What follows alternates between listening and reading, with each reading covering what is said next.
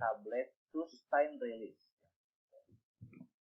Berapakah persyaratan yang harus terpenuhi uji waktu hasil tersebut? Jadi sustain release ini kan tablet, ada tablet konvensional ya, ada tablet coating ya, tablet gula, film. Jadi ada yang sustain release ya. Contohnya misalnya entry coating ya. Nah, ini berapa sih yang dipersyaratkan ya, gitu. Di farmakope dijelaskan bahwa itu kurang dari 6 menit ya. Nah, ini ya. Jadi dari situ kalau memang kalau harus memahami semua ya, kadang-kadang juga susah ya, tapi ya kan bisa menggunakan nalar dan logika ya. Proses yang rilis berarti cukup lama kalau namanya sustain release ya gitu. Kemudian ada lagi nih, seorang farmasis di industri jamu ini akan membuat tablet dari ekstrak daun jambu untuk membantu dalam penyembuhan diare ya. Ekstrak yang digunakan adalah ekstrak kental. Maka apoteker harus menambahkan zat absorben ya. Apa zat absorben tersebut kan gitu ya? Ada mikrokristalin selulos, ada amilum, ada MG stearat, ada aerosil, dan ada polyphenylthyroidon atau PPV ya. Nah, kira-kira yang membuat absorban itu apa ya gitu? Yang bisa mengabsorpsi ya, Nah, ini kalau mikrokristalin selulos ini tidak terlalu bagus untuk mengabsorban ya. Amilum ini lebih cenderung untuk pengikat pada tablet ya. MG stearat ini sebagai pelincir ya. Nah, ini PPV untuk pengikat juga ya, di higroskopis. Nah, berarti aerosil ya gitu. Ini yang kasus-kasus ya gitu. Nggak bisa share screen, Pak.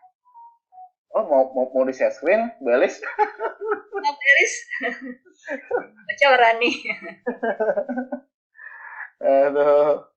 Kalau nggak usah kayaknya Bu ya. Ya, terlalu vulgar kalau di share screen. Soal keluar atau ya nggak kejutan. Oh iya benar. Ya. Kecuali kalau udah ada kisi-kisinya Bu, misalkan hanya tentang ini loh yang keluar, itu boleh mungkin ya. Gitu. Ini sebetulnya kita mancing dari mahasiswanya ya. Ya. Coba deh tadi contoh yang Bu Deni nih yang lebih teliti, pengukuran pakai apa selain beker gelas ya? Jangan-jangan nggak tahu karena nggak tahu Bu.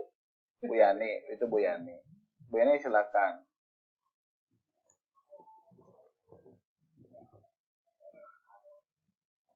Iya, maksudnya pakai volume ukur, tapi gambarnya nggak ada ya. Nah, itu maksudnya pakai gelas ukur gitu. Takutnya nggak tahu Bu, harus pakai apa nih gitunya selain beker gelas yang lebih teliti ketelitiannya gitu. Takutnya emang nggak tahu gitu. Ya, pakai gelas ukur. Jadi logikanya juga jalan nanti ya kalian. Gambarnya, iya. Kan dikasih dummy ya, menggambar dummy sendiri ya. Tapi yang dipilihnya itu tidak. Nah, gitu, di print out gitu. Gelas ukur, beker gelas. Kalau misalnya uji pH, ya berarti misalnya menggunakan beker gelas pun yang ukurannya berapa?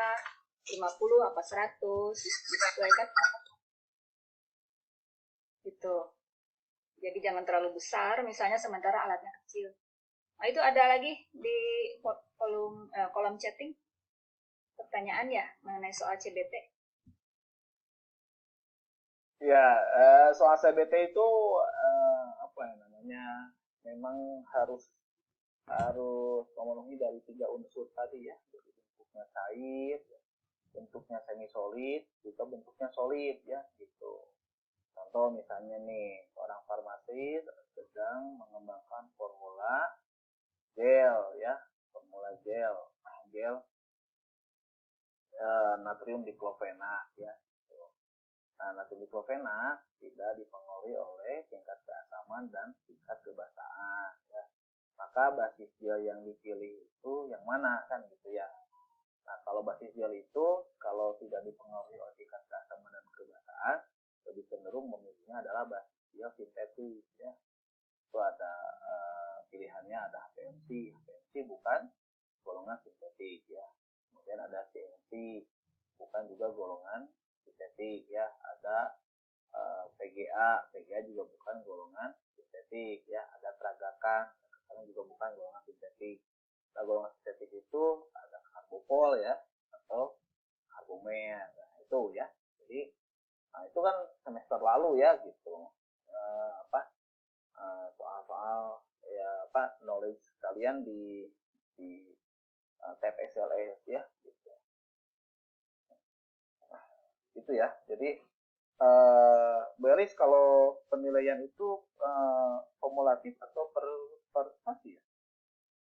Pak Hendra? Gimana Pak Jafar? Punten. Penilaian kumulatif Pak. Kumulatif. Ada CPT ditambah OSC-nya pun semua pasti. Itu ya. Mudah-mudahan saling ini ya, maksudnya subsidi silang lah ya. Kalau misalnya jelek di stasi lain atau bagus di stasi FTS ya. Gitu. Kemudian ada lagi nih ya, seorang farmasis di bagian QC sedang melakukan uji stabilitas dipercepat menggunakan kinetic chamber ya. Berapa suhu dan kelembaban yang digunakan pada alat tersebut ya. Gitu. Suhu dan kelembaban aja ya. Itu kan berapa suhunya di kinetic chamber? 40 derajat ya. Berapa kelembabannya? 10% ya. Itu ya. Jadi ya kasus-kasus yang tentunya sudah sering kalian dengar juga ya. Tuh udah soal ini.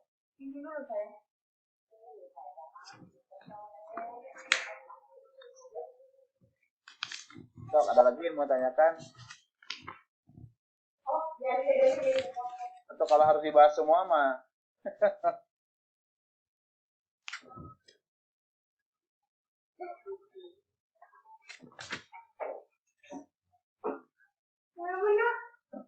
Bentar, lagi digoreng.